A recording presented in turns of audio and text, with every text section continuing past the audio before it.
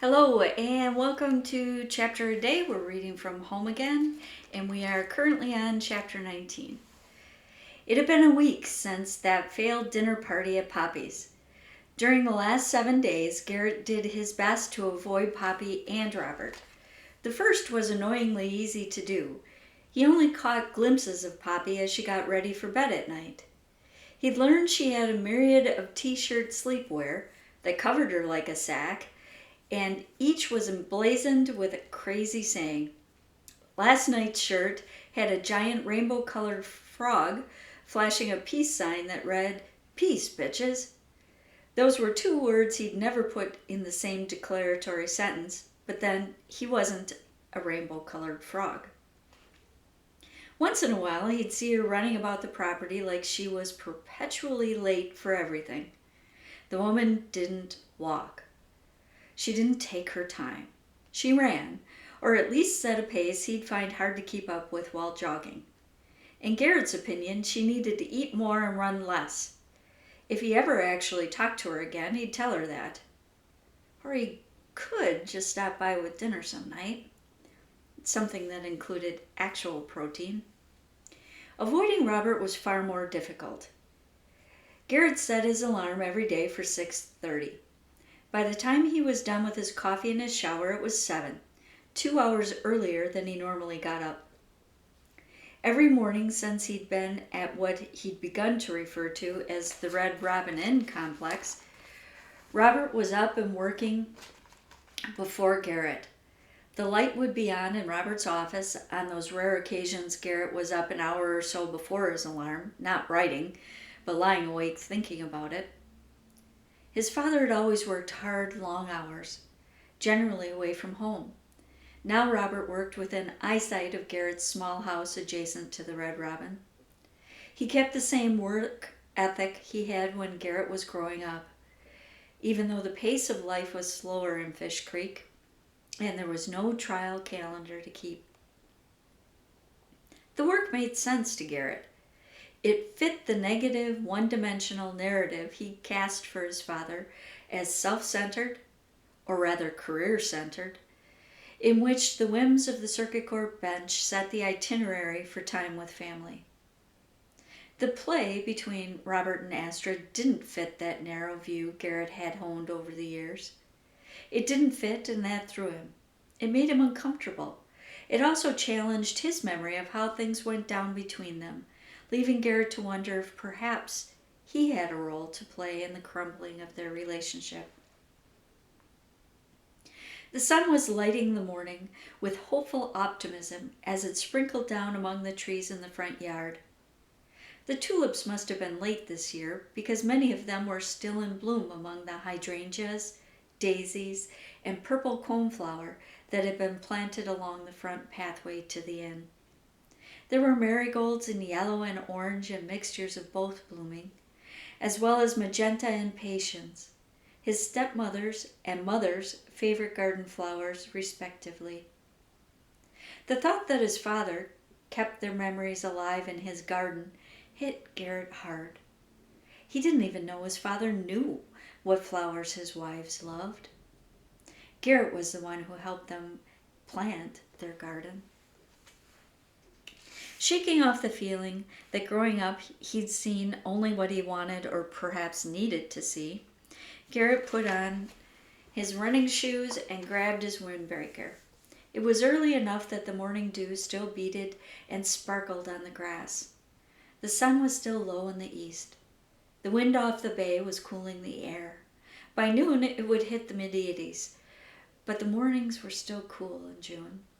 There wasn't the built-up heat of multiple high-rises to stave off the morning chill. "Come on, Mayhem, let's go for a run. Keep up, girl, if you can," Garrett said, knowing his new best friend would go where she would, when she would, and manage to find her way back to him in her own good time. If he didn't know better, he'd have sworn she grinned at him as she danced on her hind legs in front of the door. When Garrett opened the front door of his tiny white cottage, Mayhem ran out and into the front yard, then spun in 2 quick circles as she waited for him to catch up.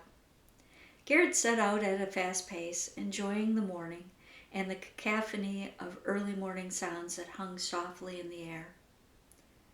Only the warning beep of a delivery truck in front of the supper club on the corner reminded Garrett of the sound of the city. Mayhem loped effortlessly by Garrett's side as he ran.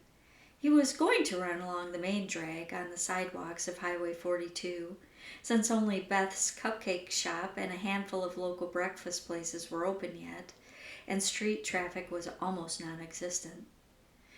But he rounded the corner by the marina instead.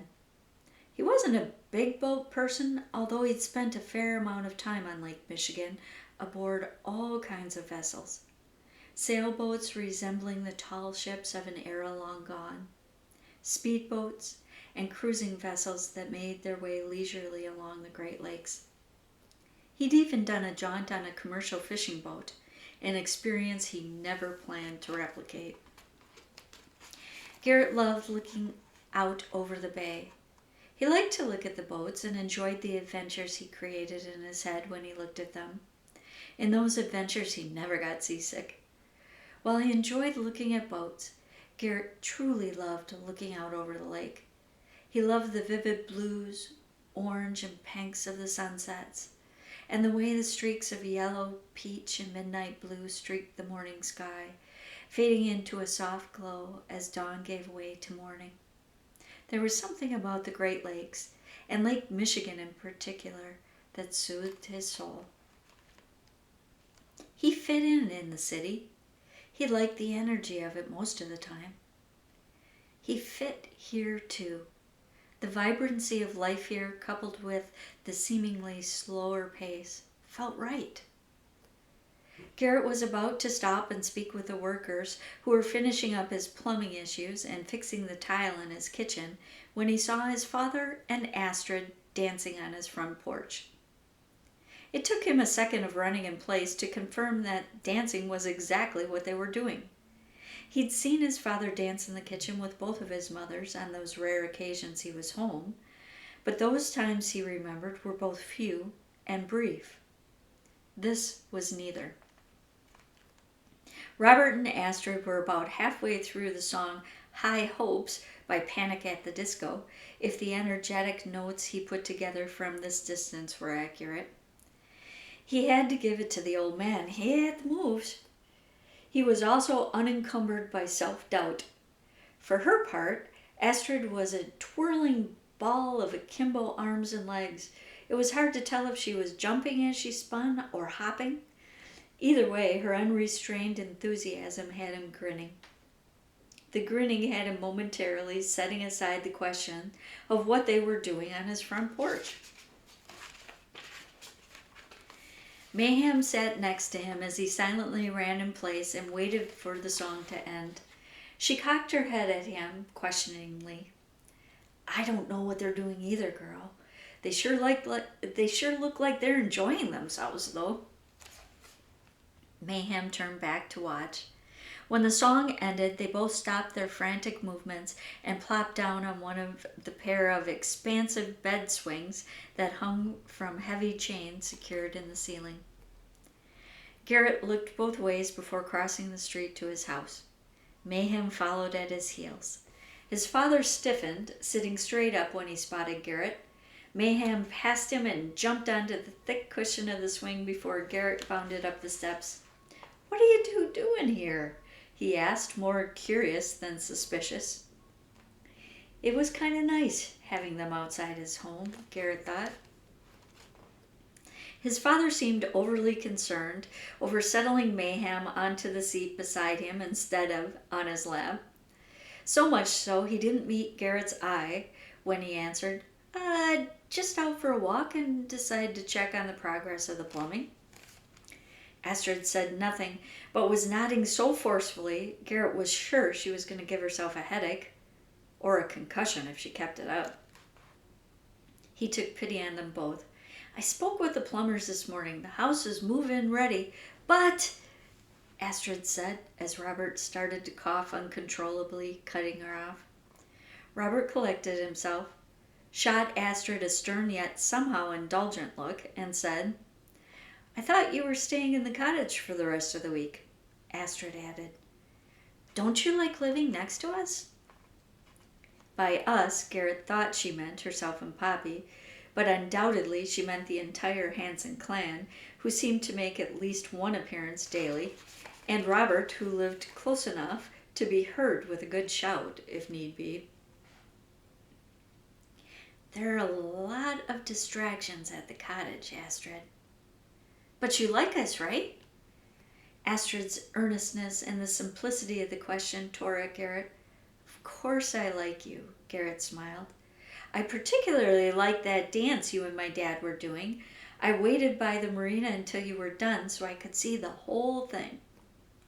Garrett looked at a smiling Astrid, completely missing Robert's expression upon hearing the words, my dad, casually tossed out. That's our happy dance. We do it when a great plan comes together. Garrett raised an eyebrow toward Robert, wondering at the mist in his father's eyes. You teaching the kid A-team quotes now? Robert grinned. Astrid and I are the A-team, aren't we, Bug? Astrid gave an emphatic nod. We are, Colonel. Garrett smiled even though he hadn't seen this side of his dad in so long. He felt more like a voyeur than a son watching the familial ease between girl and would-be grandpa. He jerked his head toward Robert. If he's a colonel, what's your job in this team? Astrid looked him square in the eye and told him the truth as she knew it. I come up with our dastardly plans.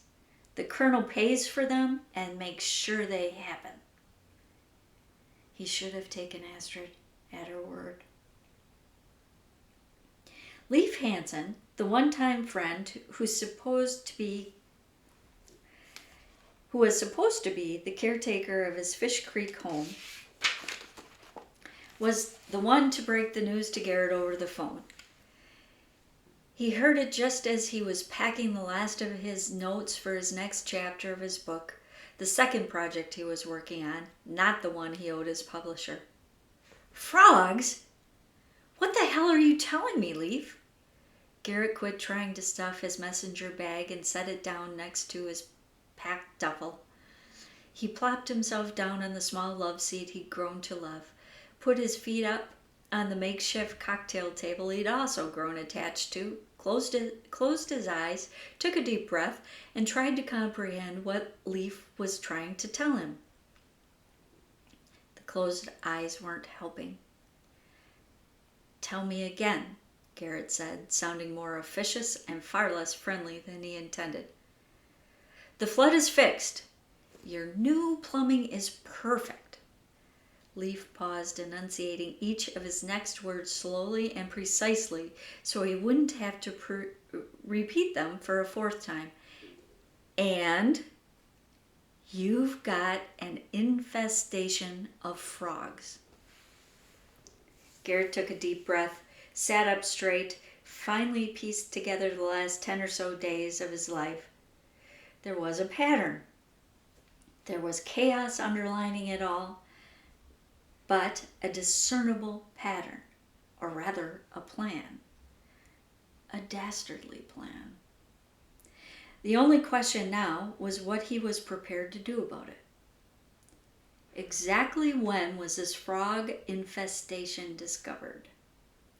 Garrett asked, far calmer than his brain told him the situation merited. Silence.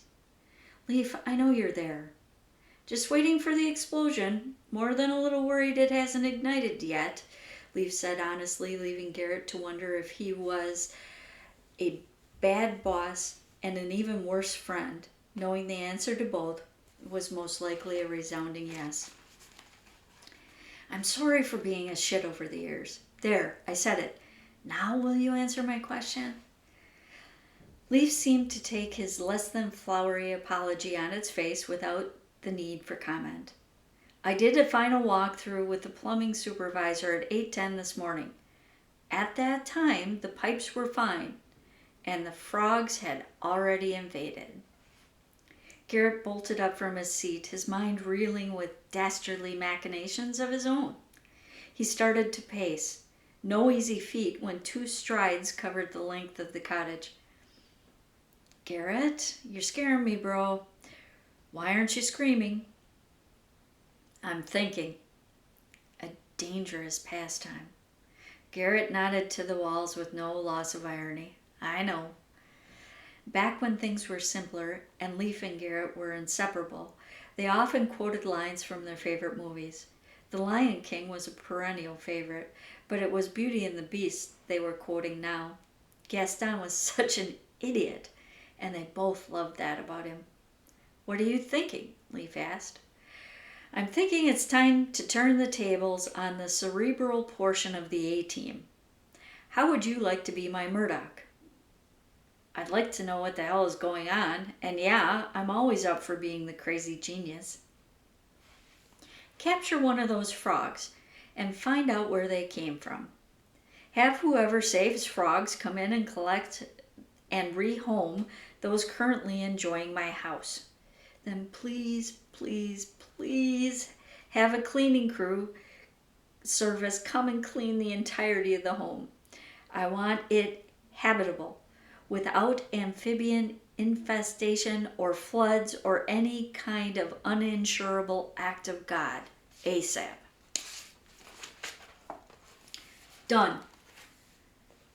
So you're moving home? Garrett grinned. Not yet. Then why the rush? Leaf asked. I've got a dastardly plan in the works. Want to help? Absolutely. All right, so that's chapter 19. And I'll show you the frog. I didn't show you that at the beginning. That graces this chapter. I love that. I love the frog. It's one of my favorite little pictures. So tomorrow we will start with chapter 20, which I think is a shorter chapter, so might not take... I misrepresent. It is not a shorter chapter, so it'll take about the same amount of time. So thank you for spending time with me today.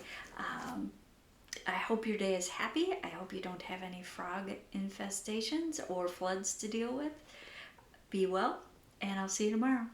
Bye-bye.